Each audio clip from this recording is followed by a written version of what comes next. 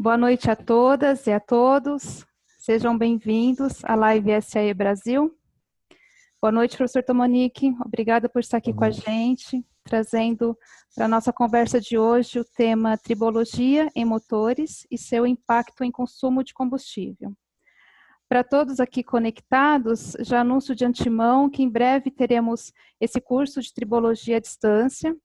E pedimos até para vocês opinarem aqui no chat as preferências de vocês, de dias da semana e horários para participar desse curso. E também gostaria de lembrar que um dos benefícios dos associados da SAE é o desconto nas inscrições de cursos, então vale a pena se associar e participar com esse benefício. Pronto, professora, a palavra é sua. Ok, obrigado a todos, é um prazer e uma honra estar aqui. Como a Alda falou, o tema é esse, tribologia de motor e seu impacto no consumo de óleo. Aqui tem meus 2 e-mails, depois se quiserem fazer pergunta ou contato. Entendeu que também que o live vai ser filmado e depois disponibilizado. Aí depois vocês podem dar pausa e capturar alguém. Eu tenho perto de 30 slides, deve dar tempo para fazer em 1 hora, e aí depois a gente tem mais ou menos perto de meia hora para perguntas e eu tentarei responder. Não vai dar para fazer resposta real time, senão eu não consigo controlar o tempo.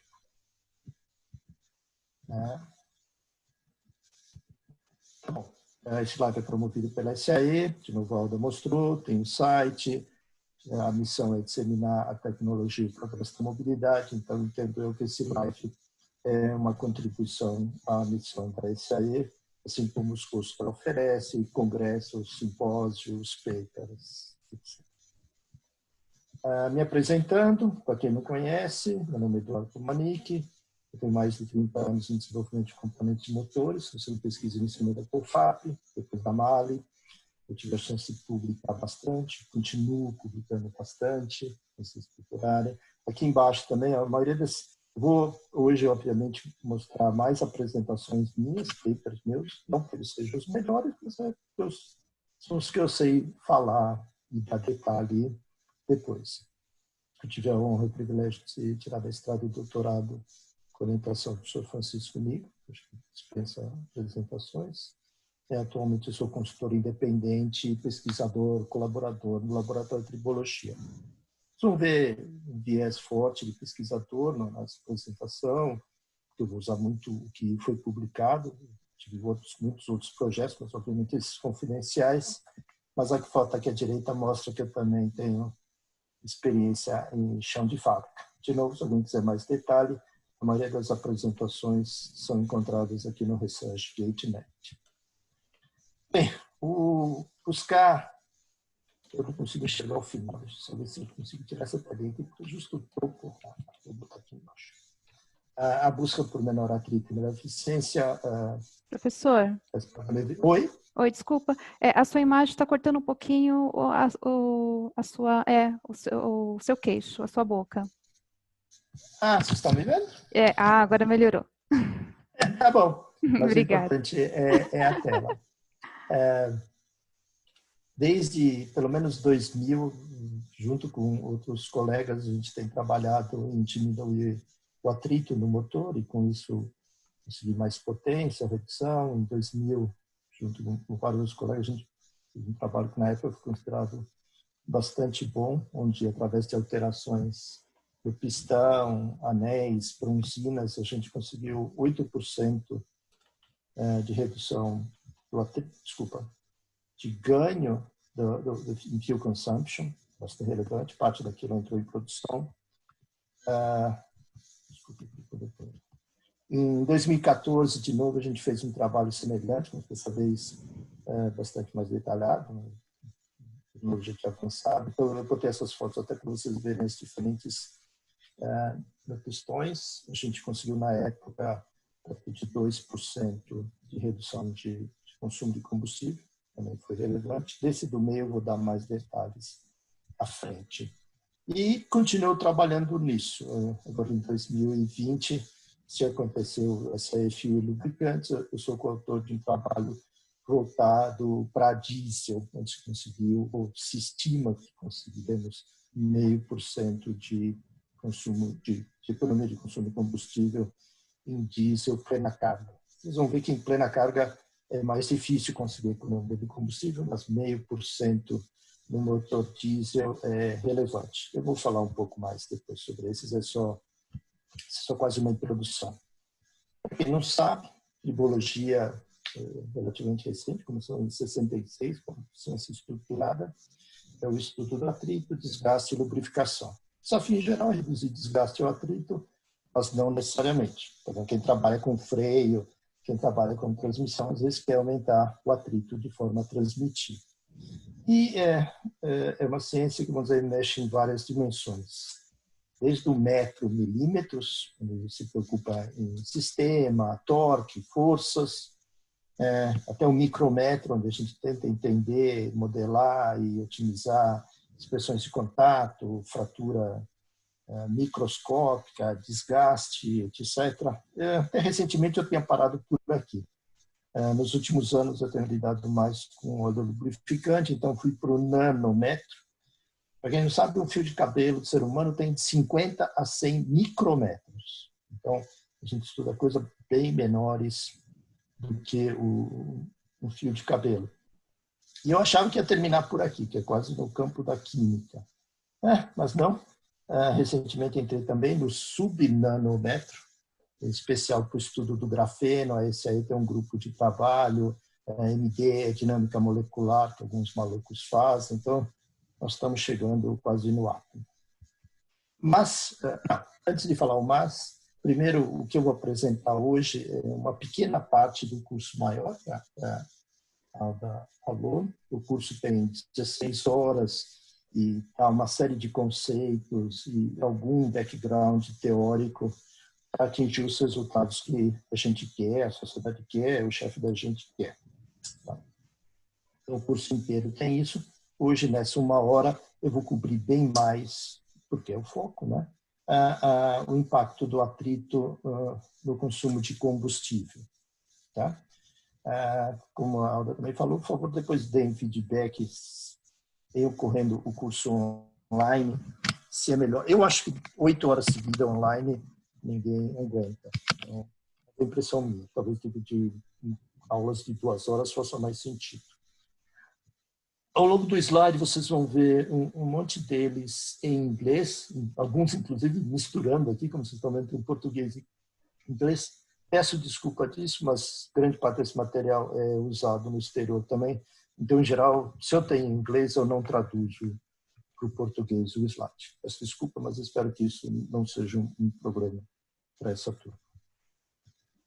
Não vou entrar em detalhe, mas todos os números, pelo menos antes da pandemia, diziam que, embora os motores elétricos estão chegando, o motor de combustão interna ainda vai ter um papel relevante ao longo dos anos. Tá? Esse gráfico à esquerda, de 2017, da Bosch, mostrando a venda de veículos. Vocês veem que o elétrico, e mesmo com fuel cell, cresce bastante, mas como o número de veículos era previsto aumentar, mesmo os de combustão interna, em número absoluto, crescia. A previsão da Bosch era que em 2050, 50% dos veículos ainda tivesse um motor de combustão interna. E se olharmos para caminhões, provavelmente esse número vai ser maior. Eu gosto também muito desse gráfico aqui, da British Petroleum, mostrando o consumo de petróleo em barris. Quanto era em 2012? O que ia acontecer se a gente não tomar as medidas que acho que vamos tomar? Então ia ter um aumento grande. E veja que principalmente de países da não OECD. Quem não sabe, o OECD são os países mais ricos, desenvolvidos. Então, onde vai crescer o número de veículos? Não é mais na Europa, dificilmente vai ser nos Estados Unidos, vão ser nos países outros, onde tem muito consumo de combustível. Eu tenho que mexer de novo, esse daqui por algum lugar que não atrapalha. Mas vai haver uma redução do uso, Uber, etc., e até uma redução do consumo. Mas aí veja que, segundo esse estudo, o principal fator de a gente não chegar desse número absurdo de consumo de barris de petróleo, com seu impacto em emissões, etc., era aumentar a eficiência do veículo. claro, não só através da tecnologia, através de materiais mais leves, etc. E o uso de alternativas, biocombustível entre eles, eletricidade entre eles também, a previsão, pelo menos da British-Petroleum, é que não seria significativo. Vamos lá. Às vezes eu não vou responder sobre o futuro, porque depois da pandemia sabe Deus o futuro. Esse gráfico é muito importante, porque ele vai explicar depois algumas estimativas que eu faço de como economizar o combustível através da redução de atrito. Esse trabalho é da Mercedes, publicado na revista MTZ, mostrando que o conteúdo de energia do combustível, 100%, como vocês sabem, perto de 64% não é aproveitado. A eficiência de um motor de combustão interna num carro passageiro, em especial de ciclo urbano, é da ordem de 30% a, quanto muito, 40%. E aí vai sendo consumido, chega na roda apenas 22%. Agora, veja que aqui ele mostra que uma certa parcela, ele fala assim, heat from friction. Esse nome é ruim, eu preferi deixar para não mudar, mas esse é o atrito, 9% a 10%. Esse é um outro trabalho, super citado, do Romberg, dizendo que o motor é 11% da energia do combustível. Então, todos os números que vocês vão ver, depois eu vou mostrar valores de motores flex fuel, dizem o seguinte, o atrito responde por perto de 10% da energia contida no combustível. Esse daqui é o trabalho, a Márcia, minha ex-colega lá da Mali, mas ainda eu considero colega, ganhou o prêmio estudantil dela, a gente mapeou na Mali quanto era do atrito. Fazendo esse estudo, depois eu vou contar um pouco como é que foi feito.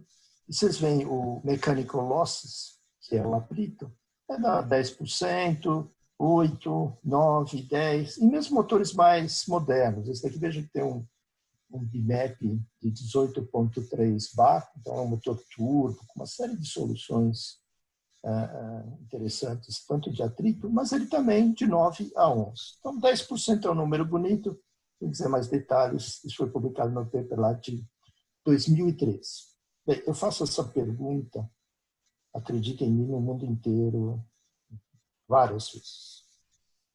Se as perdas por atrito do motor respondem por 10% da energia do combustível, então, teoricamente, se a gente fosse capaz de zerar essas perdas, a gente teria 10% de economia de combustível. Correto? Tirando quem já viu essa slide antes, eu diria que 99% da pessoa respondeu no máximo 10%. Porque a teoria nunca se aplica na prática, então tem gente que é 2%, 3%, 4%. Está errado, tá?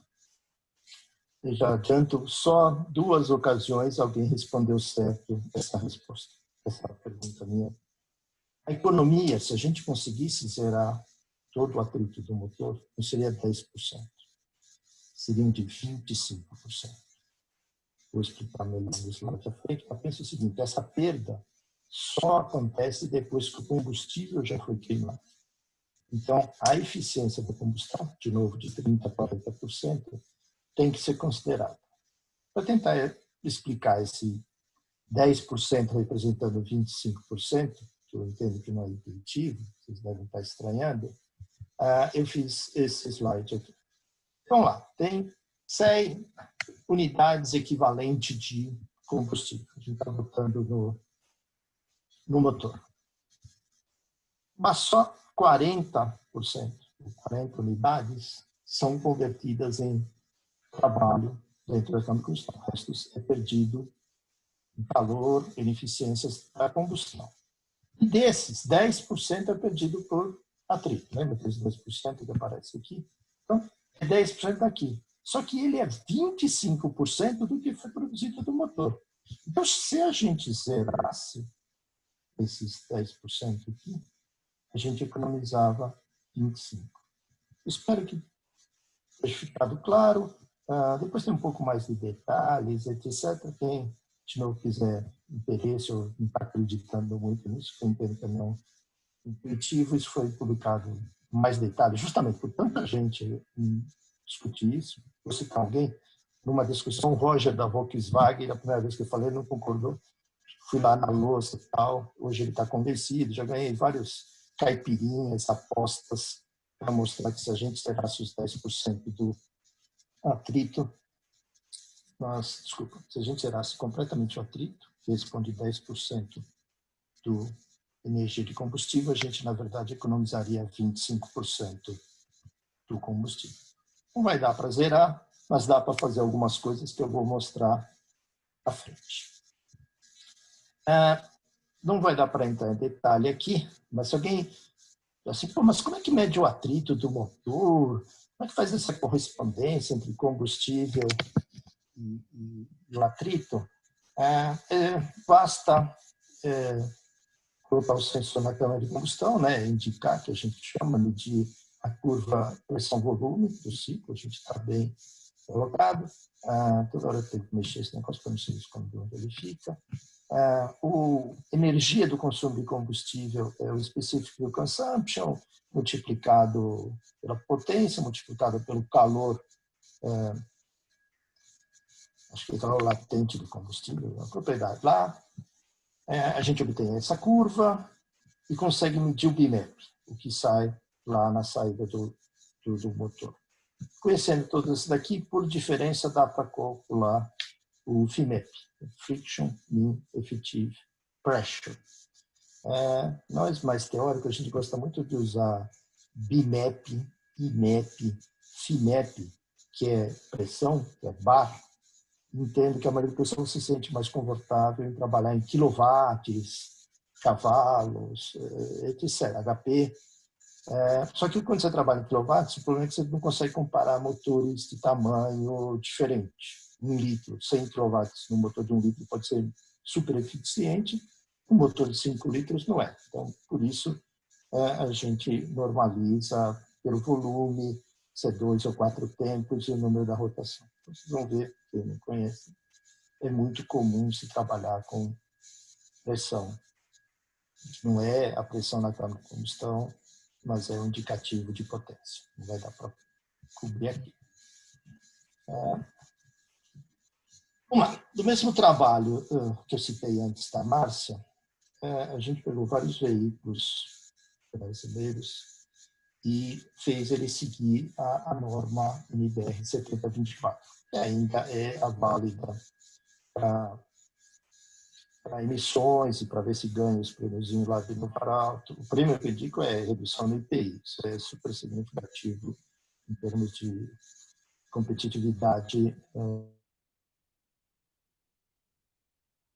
A velocidade é muito baixa, 34 km por hora em média, e tem a outra que é highway, um pouco mais, 77 km por hora. Mas colocando, e todo veículo tem que seguir essa velocidade ao longo desse tempo. A norma especifica isso. Então, se você colocar um sensor de rotação e de carga no motor, você consegue condensar esse ciclo de velocidade ao longo do tempo em qual porcentagem de carga. Então, aqui, esse determinado veículo, motor, né, que a gente mapeou, no trabalho da Márcia tem outros lá, 56% do tempo, ele ficava perto de 1.000 RPM e 10% de carga. Tá? 13% em 3.050% de carga. Mesmo no highway, ele ficava 70% do tempo, aproximadamente a 3.000 RPM, e só metade do acelerador. Tá? Nessas condições de baixa rotação, baixa carga, o atrito responde muito pelo consumo de combustível. Então, é a parte que dá para otimizar melhor. Mas guardem isso nos ciclos de emissões e no uso urbano, baixas cargas e baixas rotações dominam. Eu vou usar esses dados mais para frente.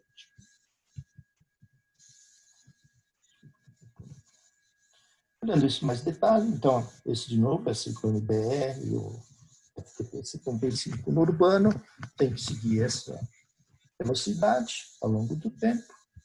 O trabalho que a gente fez na Mali bastante, na época do Inovar Alto, imagina que estamos fazendo agora de novo na Rota 2030, e eu uso quando eu tento modelar e otimizar, porque é muito difícil trabalhar com transiente desse. Eu desconheço modelos computacionais que consigam mexer em transientes tão rápidos.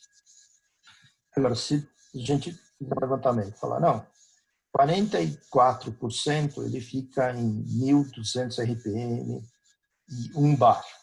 Outro 35% ele fica em 2.202 bar. Quer dizer, eu consigo definir talvez 4, 5 pontos de operação do motor que, com as limitações, com as simplificações aqui, resumem todo o ciclo. Então, eu trabalho com esses 4 a 5 pontos de operação do motor, tento modelar, eu modelo, vejo o que dá para otimizo aqui. Tá bom, isso é time residence, tá? O tempo que ele ficou o motor ficou em cada um desses pontos.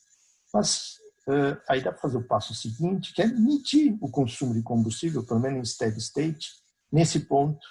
E aí a gente transforma aquele gráfico de bolhas de time residence para fuel consumption, tá? Residence.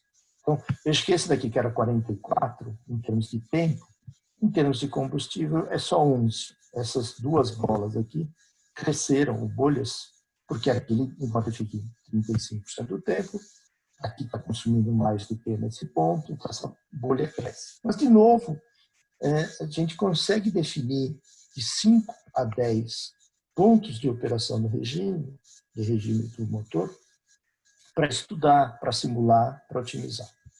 Tá? Bem, de novo importante para o tema de hoje, que é atrito. Em ciclos urbanos de homologação, o atrito responde por até 40% do consumo de combustível. Em marcha lenta, se não tiver start stop, tudo que você está consumindo é para vencer o atrito interno. Tá? Esse gráfico aqui à esquerda também mostra isso. Eu vejo que ele para em 50%. Mas, em plena carga, as perdas por atrito até que são relativamente pequenas comparada com a potência efetiva que você tem. Em compensação, em marcha lenta, ela já é quase tudo. Tá? Aí, a outra questão importante que pouca gente, infelizmente, presta atenção quando está otimizando um motor para fuel consumption, para o ciclo de homologações. É 40%, vamos dizer que é 25% do consumo de combustível, para ficar com um número que todo mundo concorda. Só que esses 25% do consumo de combustível é ainda maior, é mais que 25 emissões, que o catalisador está frio. E aqui no Brasil, que é muito importante a paridade etanol-gasolina, também é pior, porque o etanol, como combustível, não funciona muito bem nesses regimes de baixa carga e de baixa rotação. Tá? Depois ainda vou detalhar um pouco mais. Ou seja, tudo que a gente ganhar aqui nesse ponto, onde atrito é importante, traz grande ganho no ciclo de emissões e possivelmente na paridade etanol-gasolina. Voltando para a tribologia e motores. Isso que eu mostrei é quase uma introdução de motivação. A gente obviamente, é sempre maior eficiência, motores mais compactos, precisa reduzir emissões, menor consumo de combustível. Em tribologia, isso leva para uns detalhes que eu não vou cobrir hoje. Mas o que a gente consegue mexer é design, por exemplo, trocando um camshaft, um eixo-comando de deslizante para rotativo, ou o que são as coisas mais típicas por isso eu botei em negrito, de tribologia, melhorando o material, cobertura das peças, trabalhando muito acabamento superficial, vou mostrar isso à frente, e com o uso de lubrificantes, aditivos lubrificantes, etc. Então, esses 3 pontos aqui são os típicos de tribologia, lembrando que o que a gente quer é um motor mais eficiente, com menos desgaste. Aqui, em termos de design, também dá para fazer trabalho de tribologia, mas exige, digamos, um conhecimento mais holístico. Tá? Eu gosto desse gráfico aqui, embora seja de 2004, é do grupo lá do MIT, Chotian, Victor Wong, etc., onde ele mostrava, se a gente mudasse um determinado parâmetro, por exemplo, força tangencial do anel ou a rugosidade do cilindro, quanto que isso impactava no atrito do pacote de anéis. Tá? Então, essas curvas aqui que são mais íngremes são as que primeiro a gente deveria mexer. Então, por exemplo, uma que traz grande ganho é diminuir a força tangencial do anel de óleo, o CR Oil Control Rate. Tem seus pênaltis, precisam tomar alguns cuidados, mas respondo direto. Liner roughness é o segundo, materiais é o terceiro, e depois vem uns outros que são de mais sutis, digamos assim. Então, você quer diminuir o consumo de combustível através de atrito, pelo menos do pacote de anéis, siga esse roteirinho aqui, mexe na força tangencial, mede na rugosidade do cilindro, mexe no materiais. Tá? Foi o que a gente começou a fazer, a gente que eu falo, os pesquisadores, meus colegas da Mali, em 2006. Eu mostrei um trabalho anterior em 2000, mas na época a indústria não tinha uma visão tão boa, equipamentos tão bons. Em 2000 e pouco, começou a se ter uma melhor interação entre o motor e os aspectos de tribologia. Então, junto com outros colegas, publicamos um trabalho de razoável significância na ASME, estudando o que acontece se a gente trocar, porque estávamos trocando, né? Sempre falar a gente trocar, é porque a indústria estava estudando isso.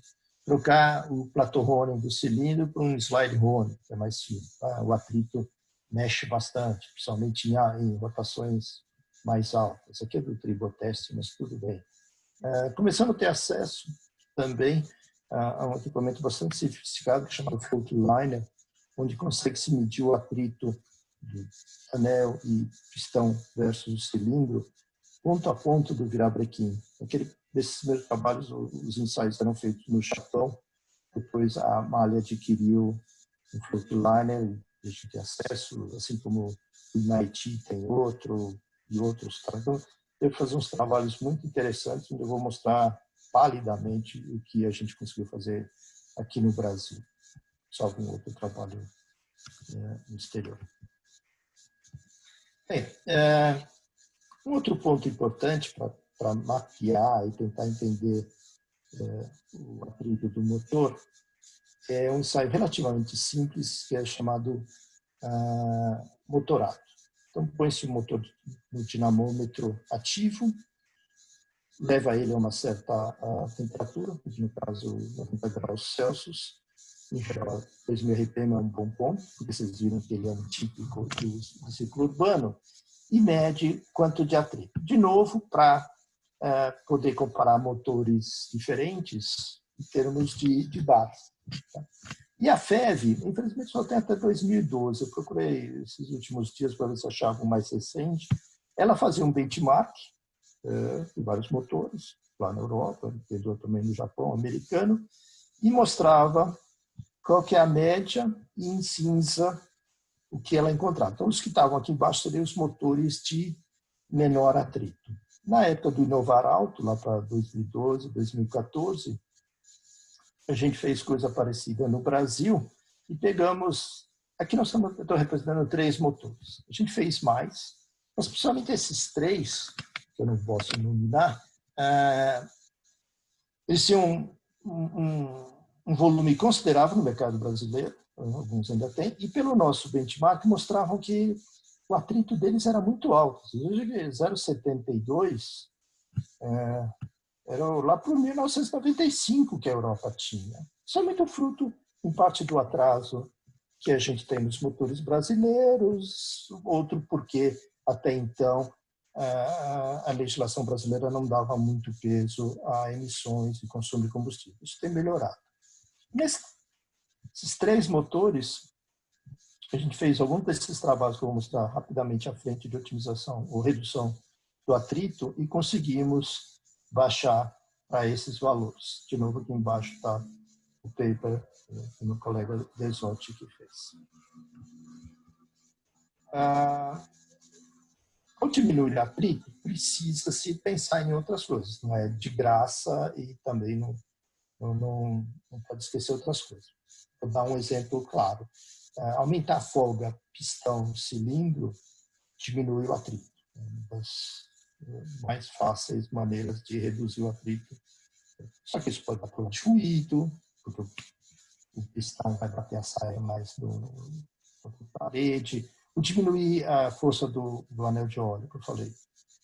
Traz redução de atrito, mas precisamos tomar cuidado para não aumentar o consumo de óleo. Então, em geral, essas soluções de redução de atrito têm que andar junto com uma melhoria do sistema como um todo. Então, por exemplo, na hora de reduzir a força do anel de óleo, o acabamento do cilindro e sua forma precisam ser melhorados.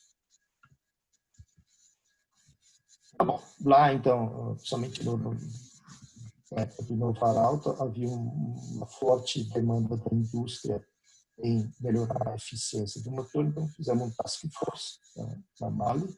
Isso foi publicado em vários lugares, então aqui à esquerda tivemos a honra de ganhar o prêmio AEA daquele ano de meio ambiente pela contribuição que a gente fez. Basicamente o que a gente fez, e não vou poder dar detalhes, mas ele meio que, vamos dizer, valoriza os slides que eu vou mostrar à frente. Se você tentar fazer por tentativa e erro, você vai gastar muito dinheiro e o concorrente vai chegar numa solução antes que você. Então, o que se faz é primeiro fazer aquele mapeamento, identificar quais são os motores e quais são os pontos de operação no regime onde o atrito primeiro, vamos dizer, que são relevantes em termos de consumo de combustível, aí nós e outros fabricantes, nós, a Mali, hoje não sou mais parte da Mali, mas a Mali e outros fabricantes, o que tem? Nós temos ferramentas de simulação que permitem prever se você mudar uma cobertura de anel, uma força de óleo, qual seria o ganho? Dentro das limitações do conhecimento que a gente tem, mas essas limitações estão cada vez diminuídas, vou mostrar um exemplo. Então, se estima quanto vai conseguir de economia de combustível. Se esse número for baixo, muda-se para outro motor. Também não adianta transformar de 85 para 85,1. Então, ferramentas desse tipo permitem identificar os motores que estão mais propícios a serem otimizados e quais são as mudanças de projeto, de material que levariam a isso. Faço uma estimativa. Na época a gente fez detalhes aqui. Tá. Para um determinado caso, que foi publicado, através de ferramentas desse tipo, isso é uma série de mudanças.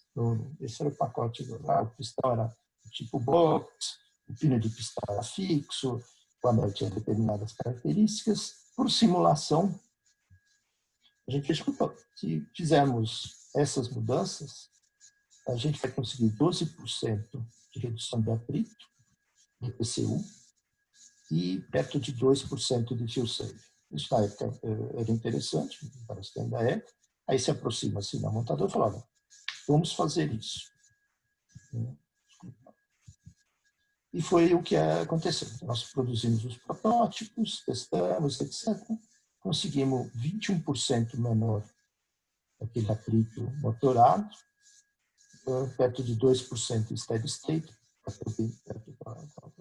1,3. Esse gráfico aqui vai mostrar a diferença entre quando o motor foi otimizado. Os verdes foi aonde a gente conseguiu ganho. Tá. De novo, detalhes se encontram nesses papers e apresentações. Um outro ponto que também tem se atacado bastante é a formulação do óleo. Tá. Esse é um paper da Margarete Carvalho, eu sou o autor dele, também esse é 2014,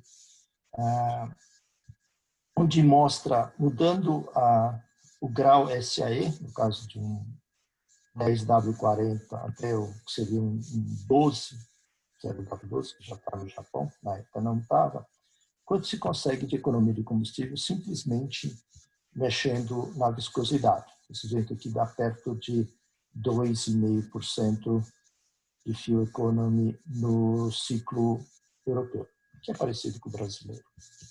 Tá? Mas o pessoal de lubrificantes não mexe só na viscosidade. Por exemplo, dá para usar friction modifiers, NODTC, os orgânicos da vida. Tá? Então, com o mesmo grau de viscosidade, consegue-se uma redução adicional. Então, esse grau adicional. Viscosidade é importante? É. Mas formação do óleo, tanto para o friction modifier quanto para os modificadores de viscosidade, vê que com o mesmo grau SAE, conseguiu-se quase 1% de economia de combustível. Esse gráfico à direita, desculpa, no eixo X, tem o chamado HTHS, que não sabe, é High Temperature High Shear.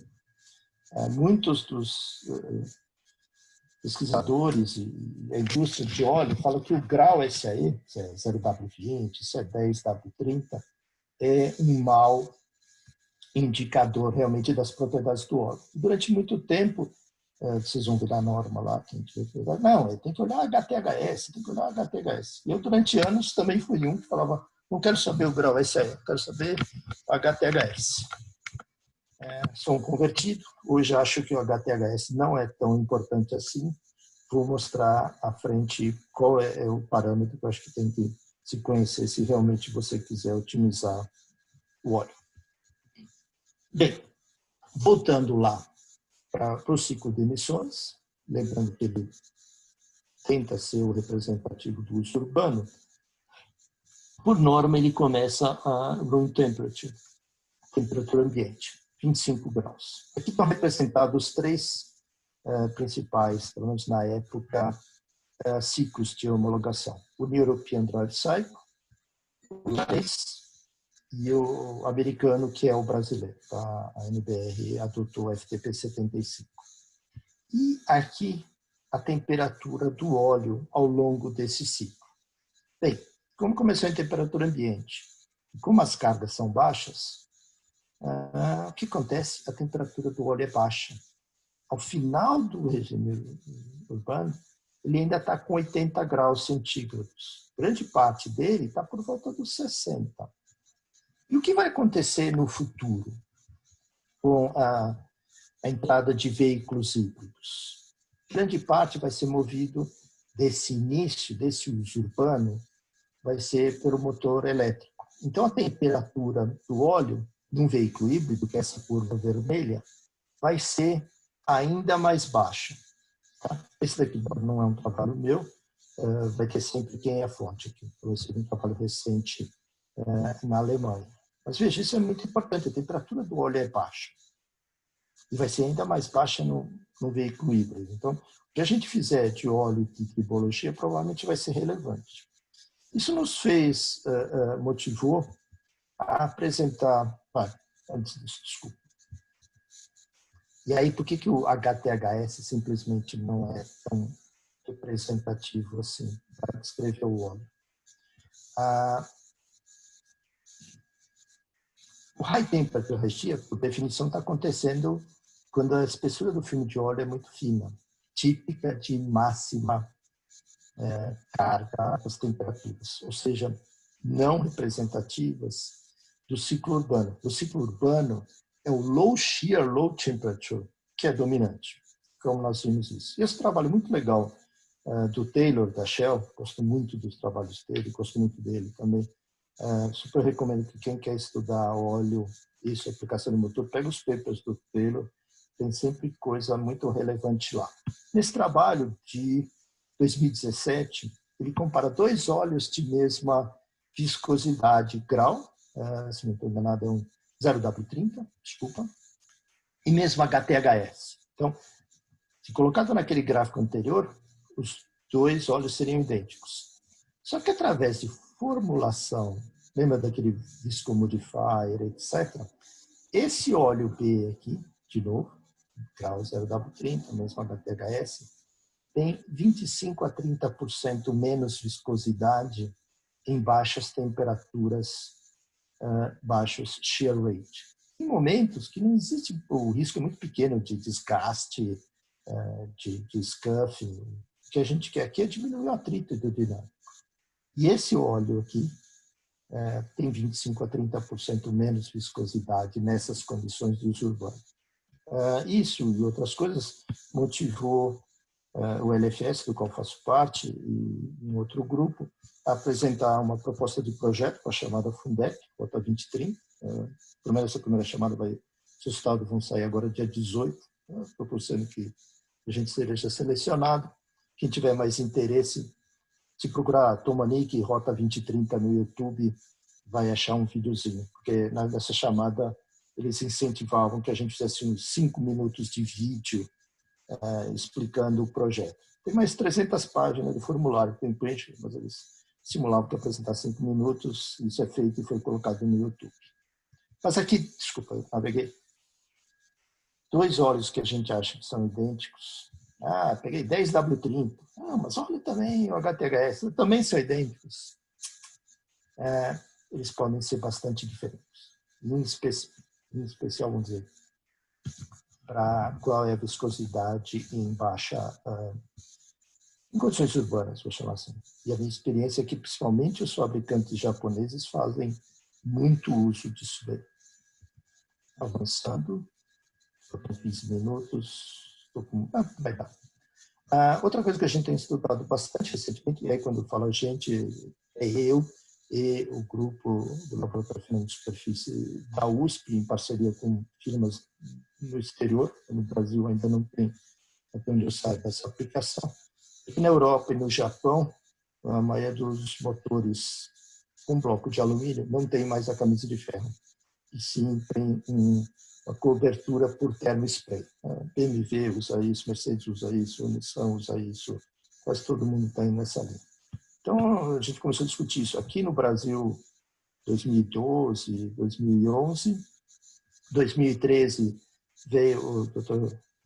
Xavier, que é um brasileiro, por acaso, agora está dando aula lá em Santa Catarina, mas foi mostrar as diferentes soluções. E aqui embaixo é uma foto do Tokyo Auto Show de 2014.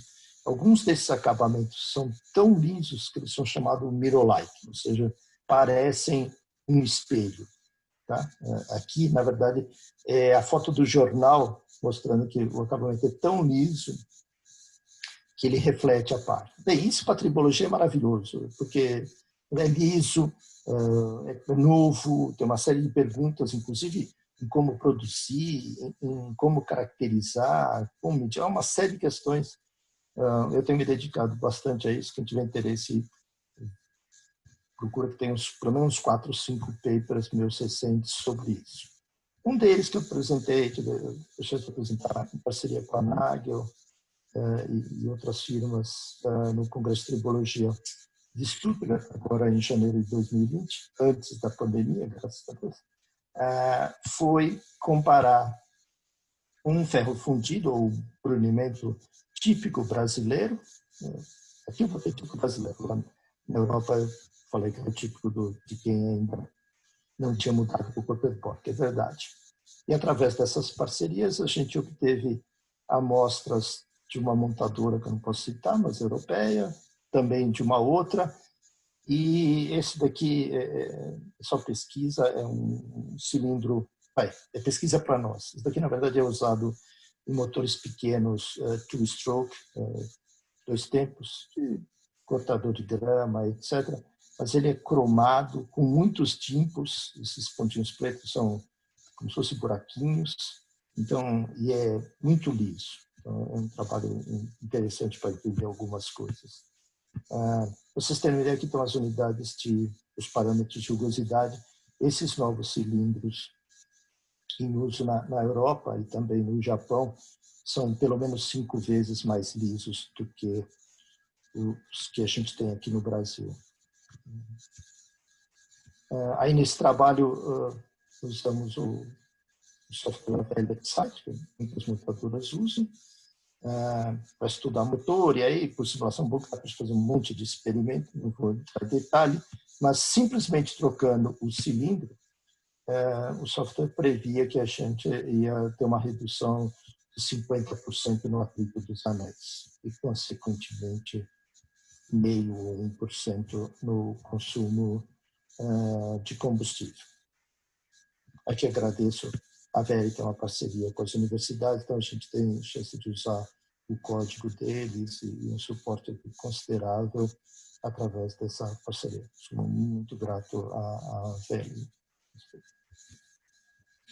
Vou pular meio rápido, porque estou acabando o tempo, mas com o uso daquilo lá, do software e das medições, não é só assim. Teve um trabalho considerável em medir as peças, caracterizar certo, criar um modelo. Vou poupar vocês de todo esse sofrimento no dia de hoje, mas aqui eu resumo quanto seria o atrito hidrodinâmico, ou seja, quanto veio do óleo para os diferentes cilindros. De novo, o P é o baseline, esses dois são mirror-like, e esse daqui é aquele que é cromado com dimpos, tanto em plena carga quanto em 20%.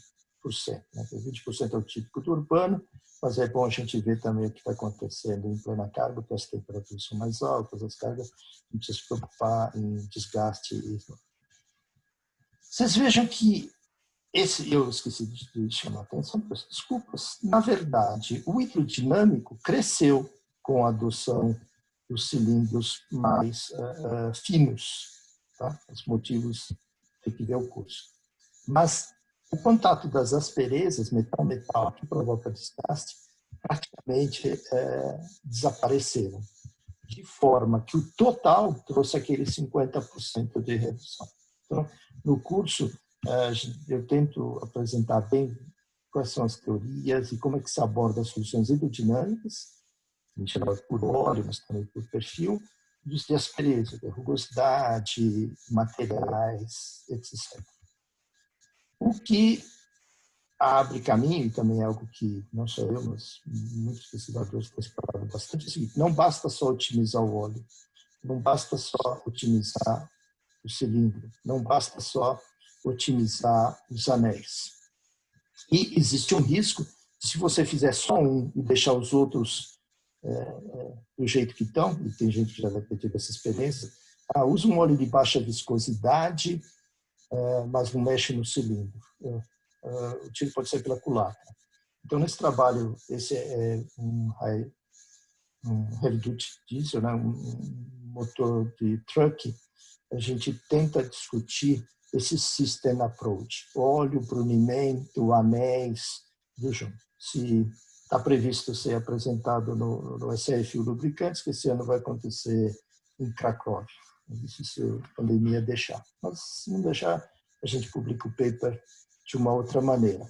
E aí, vejam o seguinte, esse gráfico mostra os diferentes acabamentos do cilindro, disse é o Great Cast Iron, e vejam que reduzindo a viscosidade do óleo, o atrito até aumentou um pouquinho. Você só tem ganhos quando você vai para acabamentos mais finos, que é o que a gente tenta estudar nesse trabalho. Tá bom, FIMEP, bar, atrito, isso é para os tribologistas. Nosso chefe da sociedade, o que quer é consumo de combustível. Então, esse trabalho, por modelamento, prevê só o seguinte: para o acabamento normal, esses gráficos mostram o delta em relação ao brunimento normal, usando um óleo 15W para dentro. O modelamento disse que, ou prevê que, pelo menos o pacote de anéis cilíndricos, se for para um óleo de menor viscosidade, o atrito vai aumentar. Porque um óleo de menor viscosidade, o contato metal-metal é maior, das asperezas, então acaba se perdendo. Você precisa ir para uma solução de cilindro para realmente obter o ganho do óleo. Vou correr rápido, só para comentar. Há outras soluções, por exemplo, essa ainda não entrou no mercado, de recobrir com DLC, esse Diamond Like Camo, anéis como cilindro. Nesse caso, a gente estudou o cilindro e fizemos também parecido com aquele de bolhas, medindo o delta consumo de combustível com a introdução do DLC Coated Liner. Estou dando o tempo aqui, quase lá. Quanto daria de economia de combustível nos diferentes ciclos? Quer dizer, você conhecendo os pontos aqui, de consumo de combustível, de venda, e quanto tempo um determinado ciclo, ou como as montadoras chamam, Dutch Cycle, quer dizer, o mesmo motor diesel, se estiver sendo usado em um ônibus urbano, ele fica bastante em baixa carga, para, anda. Se ele estiver numa estrada, já vai ser o contrário, ele vai estar em plena carga. Então, diferentes Dutch Cycle, ou ciclos de homologação, ou como vocês querem chamar, um espectro, vão trazer diferentes ganhos. Mas dá para estimar isso conhecendo o ciclo e conhecendo o ganho. Vou pular isso de novo, é complicado, por isso mesmo só para lembrar a atenção que muitos desses aditivos que estão no óleo, MOTQC, ou ZZDT, etc., eles reagem diferentes com diferentes coberturas dos anéis. A gente fez um trabalho em 2017, junto com uma fabricante de óleo, mostrando que nem sempre A é bom, B é bom, só que A mais B não é bom. Parte química é complicada.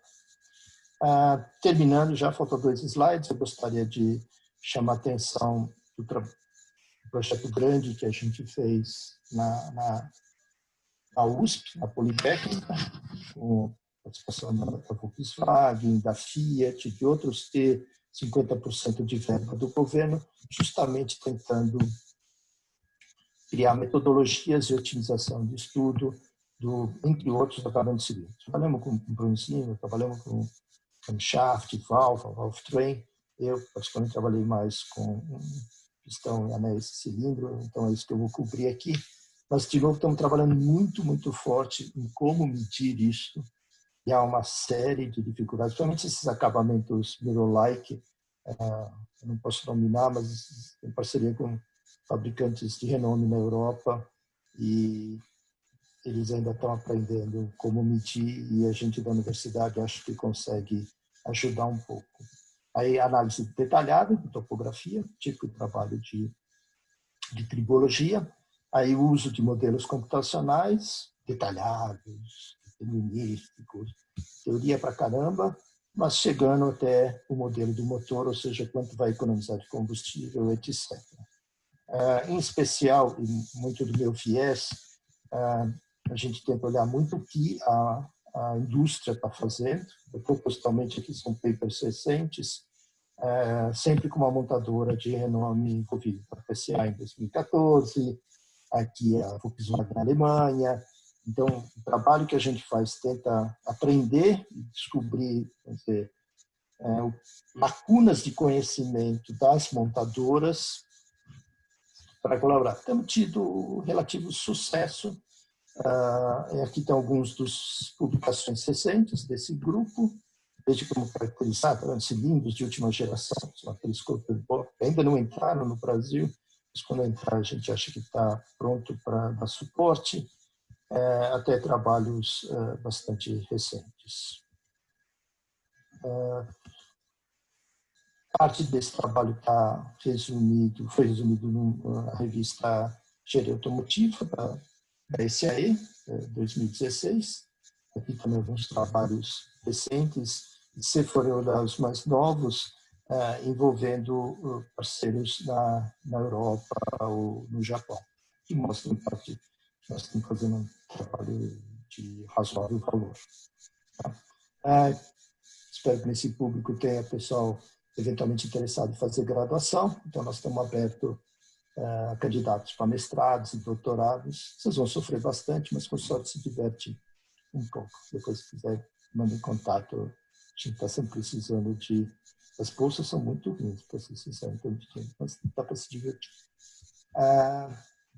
Terminando, esse acho que é o meu penúltimo slide. Queria fazer algumas remarks do final. Então, devido à eficiência térmica do motor de combustão interna, embora o atrito seja só 10% do consumo de combustível, ele representa 25% de potencial de ganhar. Não entrei aqui em detalhe, mas dá para fazer estimativas bastante precisas de quanto se economiza de combustível através da redução de atrito, detalhes do meu paper, ou depois eu mando, tá? típico de tribologia, e isso causa muita confusão para a pessoa que mexe, precisa de um approach sistêmico. Né? Precisa entender junto também de superfícies, revestimentos, detalhes do lubrificante, etc. Porque, de novo, às vezes você põe A é bom, B é bom, mas A mais B é ruim. Então, essa abordagem sistêmica e holística é muito interessante. Aqui, para algum químico ou perder que tem, toma muito cuidado. Etanol, em oposição à gasolina, óleo ou diesel, é uma molécula polar. Ela tem afinidade a superfícies. Que, como a tribologia mexe com superfícies, como o laboratório que eu estou agora é laboratório de superfícies, o etanol tem um especial atenção lá. Tá? Então, e é também o que sobra muito de trabalho aqui no Brasil. Né? Muito da pesquisa é feito nos headquarters das montadoras, mas Flexfuel nós somos líderes. Então, com isso eu termino a minha parte, mais ou menos, para ignorar. E agora a gente abre para perguntas, provavelmente nós vamos olhar as que estão escritas, deve ter bastante. Lembrando sempre que, no caso de tribologia, isso eu tento abordar um pouco melhor no curso, porque eu só tive 1 hora. Isso é uma combinação de óleo, revestimento, acabamento superficial, envolve uma série de abordagens teóricas, experimentais mais fundamentais, mas no fim, o que a gente quer, eu ponho CO2 porque na Europa não é tanto o consumo de combustível que se fala, é CO2, mas vocês podem entender que a gente ambiciona, e eu tenho trabalhado razoavelmente nesses últimos anos, é tentar chegar em 20% na redução de consumo de combustível de CO2 nos ciclos urbanos. Tá? Se tiver motor de corrida, etc., não dá para fazer isso, por motivos que não dá para explicar agora. Mas no ciclo urbano é razoável pensar que se a gente reduzir o atrito no motor e na transmissão, a gente atingiria isso. Tá bom. Então agora vamos para as perguntas. Alda, me ajude como fazer. Oi, professor. Oi. Vamos lá. Eu acho que o pessoal não se animou muito, não, pessoal. Não tem nem escrita? Pô, eu fiz um outro. Tá entrando. Então, estamos lá. Entrou. Eu não consigo. Ô, Paulo, tá acordado? Obrigado por prestigiar. O Paulo está na Inglaterra, lá já deve ser mais de meia-noite. Obrigado, espero que tenha sido útil. Você se manter acordado.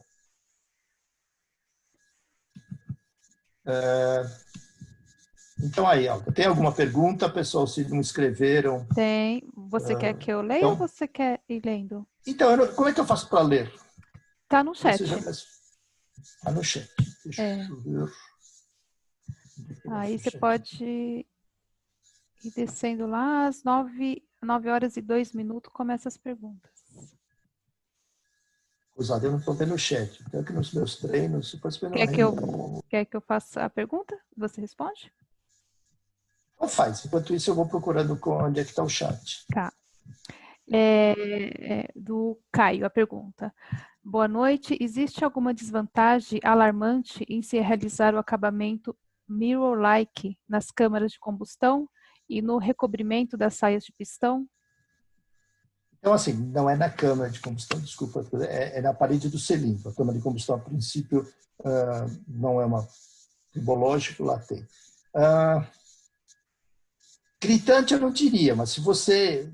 vou dar um exemplo, quem mexe com o motor, quando o cilindro está polido, em geral ele é fim de vida e você tem que trocar o cilindro ou dar um brunimento. Então, como eu disse, precisa dar um efeito cinético. Você precisa ter um bom anel, você precisa ter um bom óleo, você precisa ter um bom acabamento. Não tente fazer isso em casa.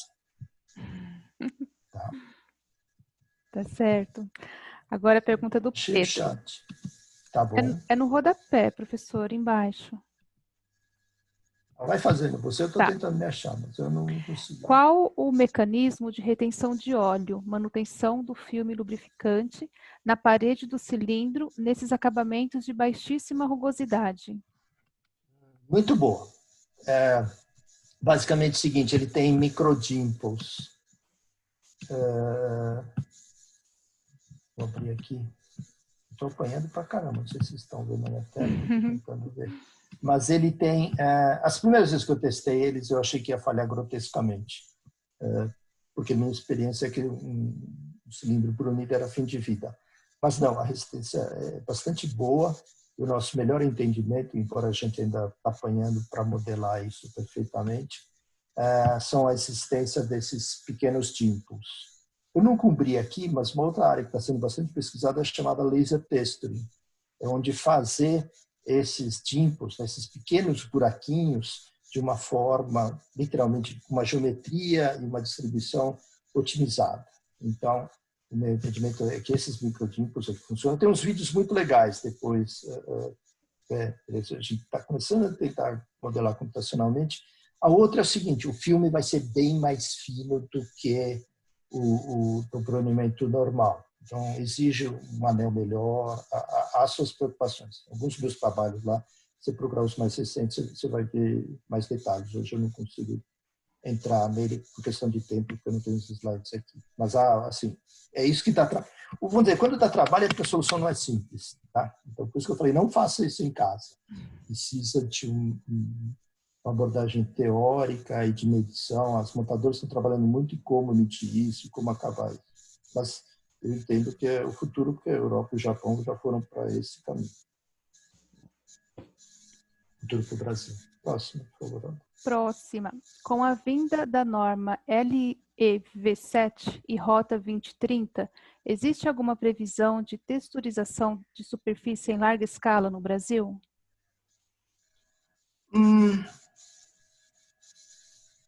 Não posso responder, tá? Inclusive com a pandemia houve um atraso, etc. Eu acho que não vai acontecer tão logo, porque tem soluções mais rápidas, mas quando entrar as novas gerações de motor, trouxerem de lá para cá, se na Europa tiver isso, essa solução tende a entrar. Mas não acontece. Não acho que vai ser larga escala, não acho que vai ser nos próximos 2 anos.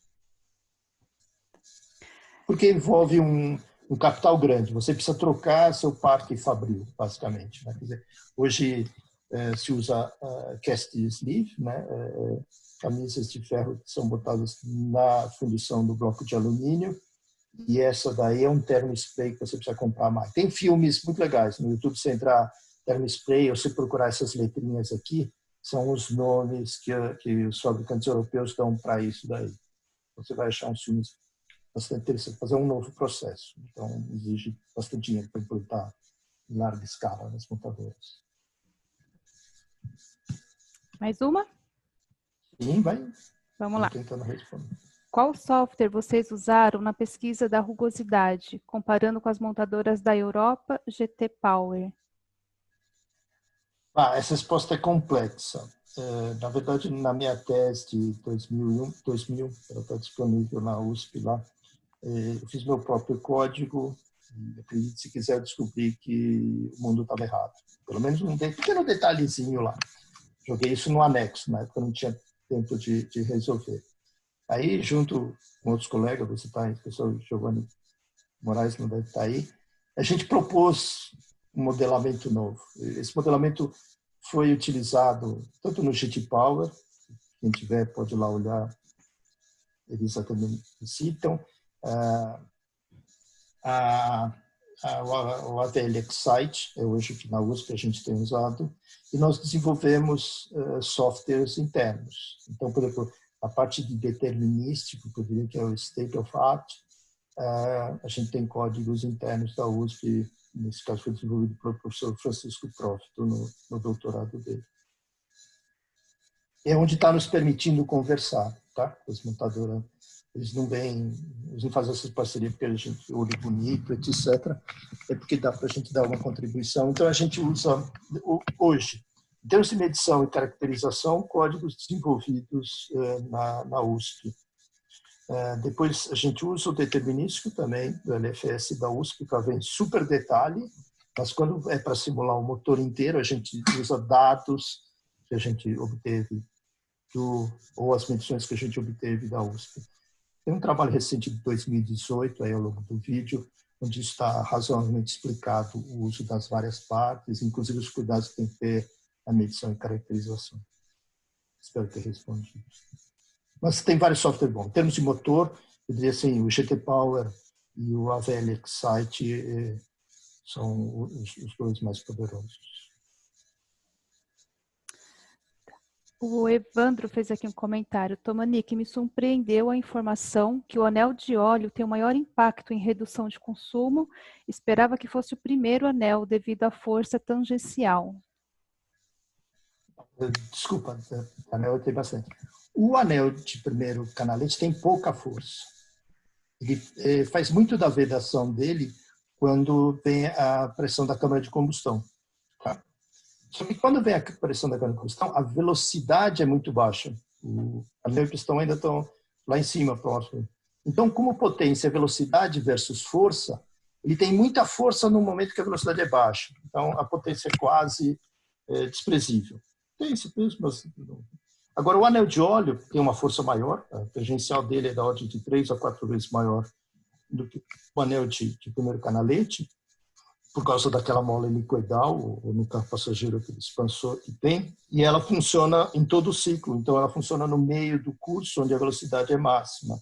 Então, em termos de potência, ele é disparado o principal contribuinte. Você pode olhar todos os trabalhos, não só os meus, mas isso é cartilha, vamos dizer, de quem mexe com anéis, assim, olhe para a força tangencial do anel de óleo. Como o primeiro ponto. Dá para otimizar o primeiro, o segundo, etc. Anel de óleo disparado é o primeiro ponto de atenção. Por causa da potência. Lembra-se, força versus velocidade. Mas uma alta, eu não estou conseguindo ver. Tem mais. Professor, o senhor poderia comentar um pouco sobre parâmetros de desgaste em motores de combustão? Em uma análise de óleo, qual parâmetro para saber se o motor já está em estado crítico, por exemplo? Não dá para me responder aqui. Eu tento cobrir um pouco nisso no curso, mas ele é fora do escopo. Desculpa, mas não é o que a gente está cobrindo hoje. Tá certo. Pergunta do Francisco Breda. Há algum tipo de revestimento aplicado também a mancais e bronzinas? Sim, né? Quer dizer, tem as típicas, teve as antigas Babbitt, depois você pega um motor diesel, hoje eles põem PVD. O que tem entrado muito, e principalmente nos start-stop, são revestimentos por polímero. Então, se você olhar na literatura, eu diria que em termos de atrito, mas qualquer dessas bronzinas modernas, na verdade, tem 2 ou 3 layers, um para dar bom embeddability, outra coisa, mas também não é o tema de hoje de fuel economy. Para bronzinas, quer diminuir o atrito, diminui a largura dela. Aí aquele trabalho lá de 2000 tem algumas dicas de como mexer no consumo de combustível em bronzinas. Mas também eu peço desculpa, como é 1 hora, eu preferi me concentrar em fuel economy. Compreensível, 1 hora é muito pouco tempo. Curso de 16 horas, né? Uhum. Vamos lá. Existe estudo de viabilidade de revestimento cerâmico em relação ao DLC? Então, aí é uma discussão do que é cerâmico. Né? Imagino que você está falando principalmente de motor adiabático. No passado teve bastante pesquisa nisso. Até onde eu entendo, isso foi abandonado. Agora, alguns desses termospray daria para considerar. Há revestimentos de anéis que pode ser chamado de cerâmico, o mais famoso é o Chrome Ceramic, o CKS, mas em termos de adiabático, há sempre muita pesquisa nisso, mas eu, particularmente, nunca trabalhei e não tenho visto isso como um caminho importante. Pergunta do Lucas. Poderia comentar acerca dos condicionadores de metais milagrosos que são vendidos e muito usados pelos leigos? Imagino que ele deva prejudicar mais do que ajudar a lubrificação. Toda vez surge essa pergunta, eu dou curso para pessoal de competição também, e eles sempre vêm. Olha, eu tenho tido a oportunidade de trabalhar com as melhores firmas de óleo, mas mesmo que eu não tivesse, eles gastam bilhões e bilhões, eles têm doutores, alguns têm prêmio Nobel. Se fosse bom, eles colocavam no óleo. Lógico que vou citar alguns nomes aqui. Assim, a Motul é especialista em motor de competição. Então, eles põem muito desses produtos, mas o problema principal é o seguinte: um aditivo mexe com o outro. a formulação do óleo é de uma complexidade que transcende o meu conhecimento. Mas, assim, dependendo do detergente que ele tem, para eliminar cinzas, etc., faz ou não faz boa combinação. Então, em todos os meus cursos, eu falo assim, não ponha aditivo outro que não. Quer? Compra um óleo bom. Tá? Assim, um topo de linha você vai obter. E por isso custa caro esses óleos topo de linha. Eu sou francamente contra. Mas lá na Universidade do Paraná estava tendo uma bolsa de um desses fabricantes. O cara ia fazer doutorado. Vamos ver se ele consegue. Mas eu diria que o problema é a combinação. O aditivo até pode ser ótimo, mas pode ser que ele não combine bem com determinada formulação de óleo por causa do detergente que ele tenha, por causa do antidesgaste. Então, química, diferente da mecânica, eu falo assim, mecânica, você pega A mais B, dá AB sobre 2 ou alguma coisa parecida. Química pode dar nada, pode explodir. Então, os efeitos sinérgicos da química são muito complicados para se comprar, na minha opinião, um aditivo e misturar num óleo fully formulated. Né? Agora, você pegar um óleo básico, ninguém põe isso no carro, mas aqueles vídeos que tem muito, o cara pega um óleo que não tem nenhum aditivo e põe qualquer aditivo, vai ficar muito melhor. Sim, quero ver fazer esse experimento com óleo que a gente usa em motor de verdade, que é já com vários desses aditivos, etc. Mas essa pergunta sempre vem. Mais uma pergunta do Francisco. Eu vi um pistão com revestimento nas saias em cor preta, aparentemente muito resistente a atrito. Qual era esse revestimento? Olha, quase todo pistão tem um revestimento à base de polímero ou grafite. Tá? Você entrar nos catálogos dos fabricantes, você vai ver lá, eles dão nomes diferentes, mas tem. Tá? Esse é o que é o mais usado. Agora, outros, como PVD, como DLC, até onde eu sei, não são usados em larga escala na saia do pistão. Mas quase todo original. Tanto que se você desmontar depois de um tempo, você vai ver que aquela região está polida e com uma cor diferente. Então, eu vou citar um nome. Eu conheço o Grafal, por exemplo, é um desses revestimentos poliméricos à base de grafite que se usa em saia de pistão. Tem um comentário aqui do Paulo Neto, que ele fala, só lembrando que o Tomanic é o único brasileiro com nome em fórmula, tem no GT. Obrigado por levar, Paulo. Isso aí daí, aquela minha tese, quando eu descobri que estava errado, eu dei uma contribuição, então existiu o critério Tomanic de alguma coisa lá. Obrigado, Paulo. Mas deve ter mais brasileiro, hein? Esse talvez não seja o único, não. Inclusive, diz que câmbio automático foi inventado por brasileiros. Eles venderam a patente para a GE. Então, não sou o único, não, e espero que depois desse curso surja mais uns 4 ou 5, pelo menos. Mas obrigado pela lembrança, Paulo. A pergunta do Alexandre. Com a chegada dos motores híbridos no Brasil, alguma das versões vão usar o MCI só para vencer a inércia do veículo e depois o movimento será realizado pelo motor elétrico. Tendo isso, quais os desafios para diminuir as perdas do atrito com relação ao óleo lubrificante? Desculpa, eu não peguei seu nome, mas é o contrário. É o Alexandre. Né? Alexandre, com a entrada de veículos híbridos, muitas vezes a partida, nos regimes de baixa rotação, baixa carga, onde o motor de combustão interna, isso vai ser movido pelo motor elétrico, tá? Mas aí eu vou te citar uma coisa que não é confidencial, é público. Por exemplo, o Toyota Corolla, que é um dos primeiros híbridos flex que tem, ele sempre dá partida com motor de combustão interna. Ele precisa esquentar o óleo para evitar esses problemas que tem aqui. E no caso do Brasil, tem o problema de diluição de etanol no tanque. Né? Então, justamente como o motor vai trabalhar mais frio, há um risco considerável, o que nos motivou a apresentar essa proposta de projeto de Rota 2030. Então, sim, com a chegada de veículos híbridos, eu acho que a gente vai ter que trabalhar. E estão trabalhando.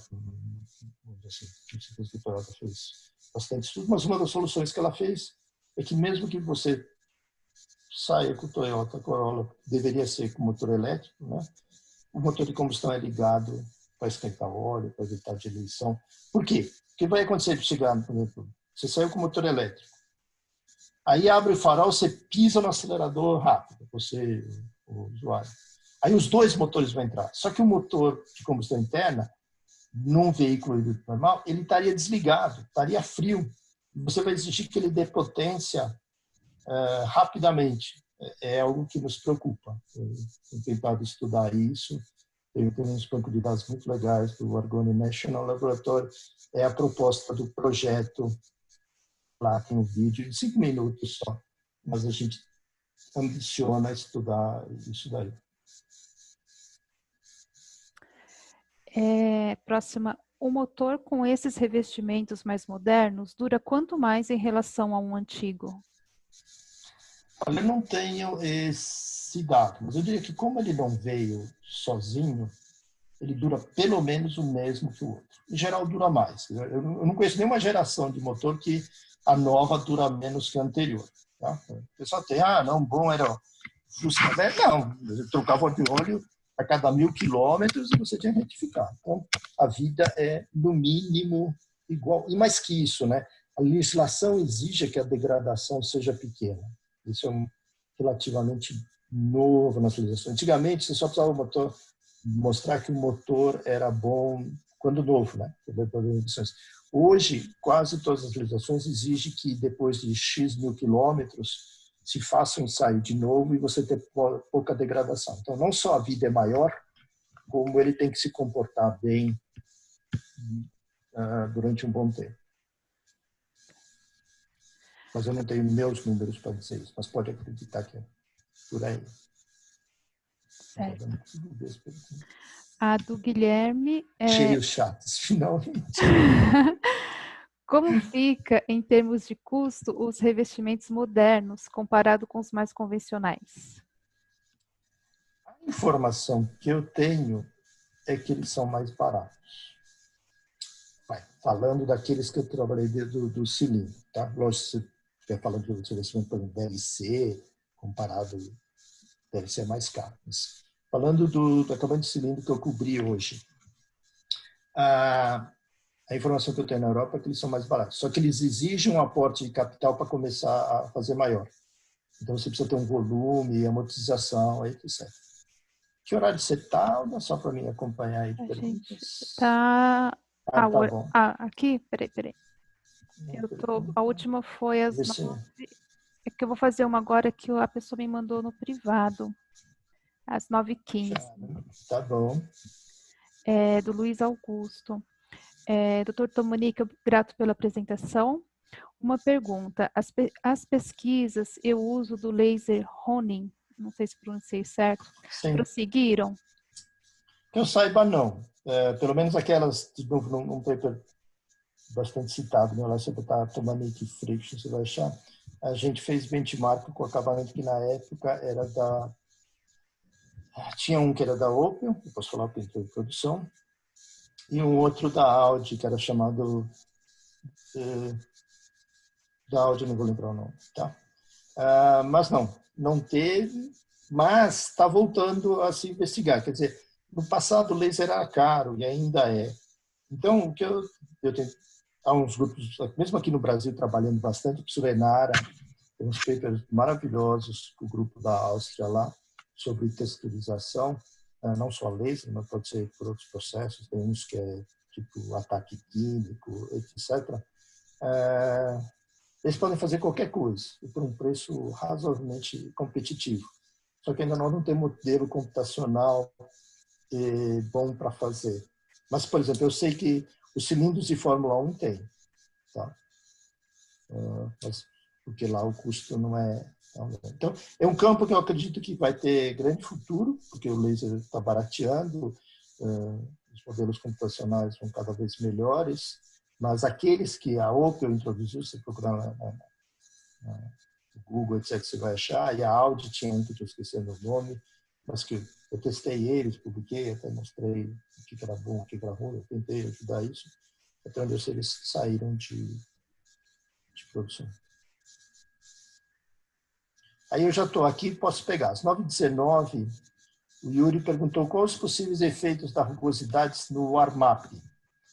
Bem, se eu conseguir.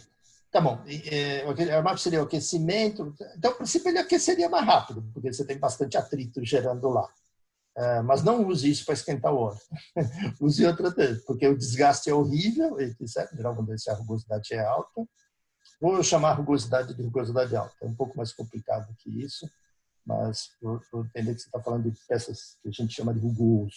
Não, elas, em geral, são péssimas para tribologia. Se você quer reduzir a tribologia, aumentar é bom. Mas não, mais e mais a indústria tem caminhado para rugosidades mais finas. Não só no cilindro, como mas na anel, no pistão, etc. Aí o Caio perguntou assim, o uso do MODTC como Friction Modifier é conhecido por diminuir o fim médio, portanto, auxiliaria. Haveria algum problema para o lubrificante ou para a superfície metálica ao utilizar esse efeito? Não, a maioria dos óleos que recebem aquele selinho de Fuel Economy tem o MODTC. Tá? Alguns papers meus a gente investigou bastante isso daí. Não tem. O risco que tem se o revestimento é de DLC. Aí há algumas questões que estão sendo estudadas. Mas para o metálico, não, ele é maravilhoso, mas não adicione você. Não compre molicote, favorito, põe no óleo. Os óleos Fuel Economy, em especiais os japoneses, têm bastante MDTC.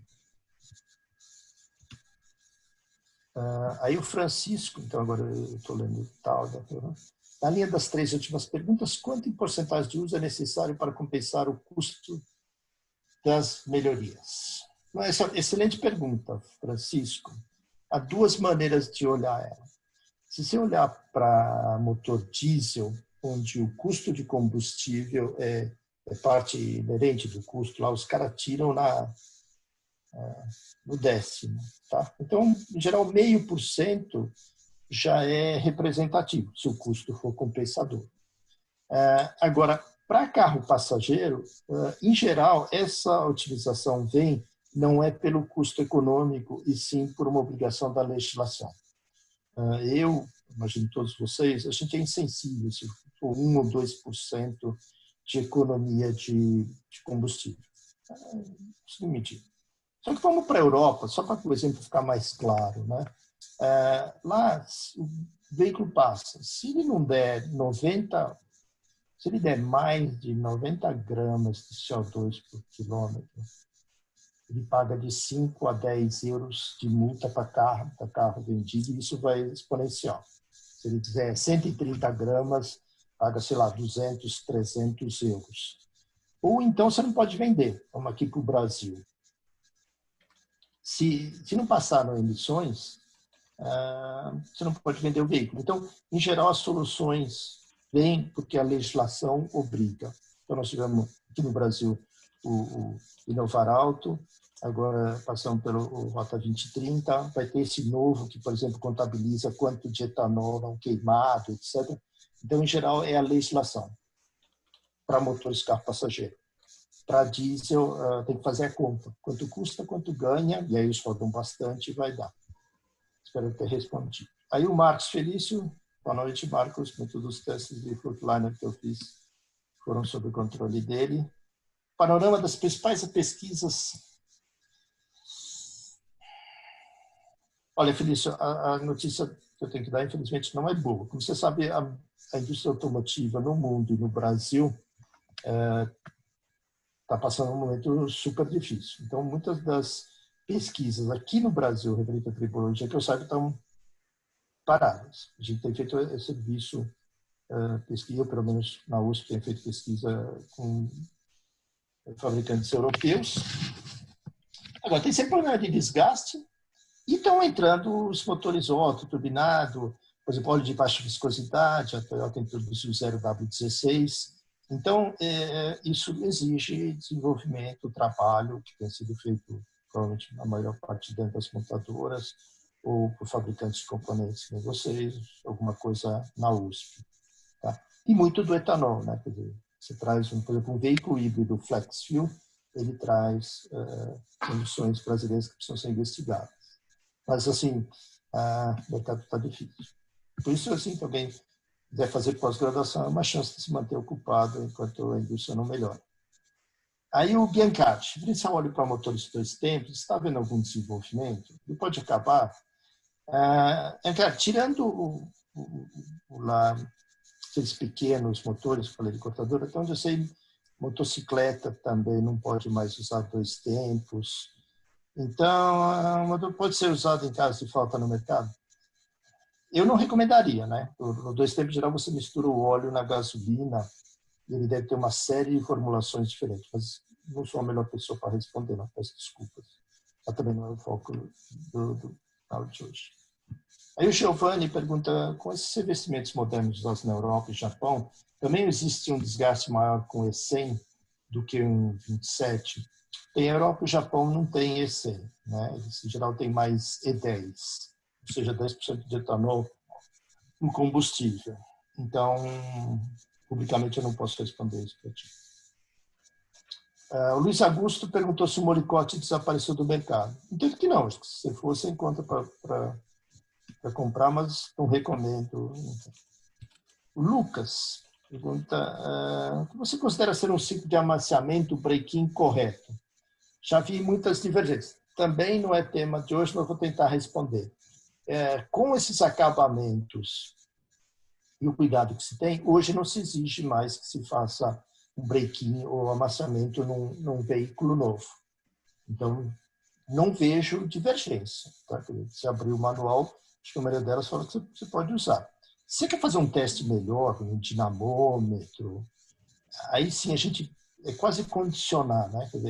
Para garantir que você testar um motor ou outro, aí é os procedimentos recomendados pela montadora, que, na verdade, 10 a 20 horas, você passando por vários ciclos. Mas a intenção é simplesmente você levar o motor para uma condição estável, de modo que se você testar uma coisa, ou terceira, quarta, você não está sentindo muito efeito de amaciamento. A Alda está terminando, eu espero que tenha gostado. O Breda disse que tem uma latinha de Molicote. Deve ter, eu acho que tem, sim. E acho que para abrir chave, fechadura, vai ser muito bom. Ele está falando que ele ainda tem uma, né? Tá bom. Bem, agradeço a todos. Eu que agradeço. Se você quiser liberar o seu vídeo, isso. Tá. Então, entendo eu que o vídeo agora também está disponível, quem quiser ver de novo. Só que a gente não está vendo. Dar uma olhada depois. A gente está vendo só a sua testa, professor. Aê! Esse que é o startar o vídeo, desculpa. Achei que era. Mas eu entendo. É que como estava aparecendo só a parede, aí eu fechei o seu vídeo, porque no decorrer da live foi subindo. Tá bom, é que eu não estou vendo. Mas entendo também que esse vídeo, realmente a apresentação foi gravada e será disponibilizada depois, né? Então, para quem não assistiu, eu vou assistir, não só para ver como é que eu fui. Agradeço a todos, nós estamos com 59 participantes, 9h30, 32, ou algo assim, acho que estamos dentro do horário. Isso. Vocês têm meu e-mail lá no início, eduardo.tomanique@usp.br, se for acadêmico, Gmail, se for outros assuntos, na medida do possível, eu tentaria responder. Tá. Agradeço a todos novamente. Obrigada a todos, obrigada, professor. Mas nós que agradecemos. Em breve, então, a gente se encontra com o curso agendado. E eu agradeço a participação de todos. Pela paciência, né? Demoramos um pouquinho para conseguir nos conectar, mas no final deu tudo certo. E obrigada, professor. Obrigada mesmo pela sua disponibilidade em estar aqui com a gente. Se cuidem. Até mais, gente. Obrigada. Tchau.